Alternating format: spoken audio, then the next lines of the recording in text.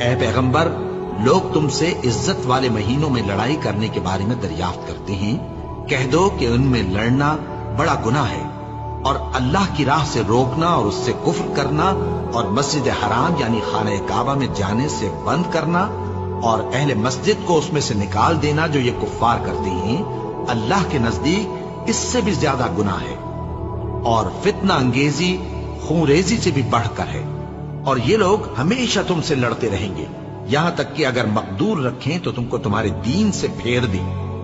اور جو کوئی تم میں سے اپنے دین سے پھر کر کافر ہو جائے گا اور کافر ہی مرے گا تو ایسے لوگوں کے اعمال دنیا اور آخرت دونوں میں برباد ہو جائیں گے، اور یہی لوگ دوزخ میں جانے والے ہیں جس میں ہمیشہ رہیں گے۔ جو لوگ ایمان لائے اور اللہ کے لیے وطن چھوڑ گئے اور کفار سے جنگ کرتے رہے، وہی اللہ کی رحمت کے امیدوار ہیں، اور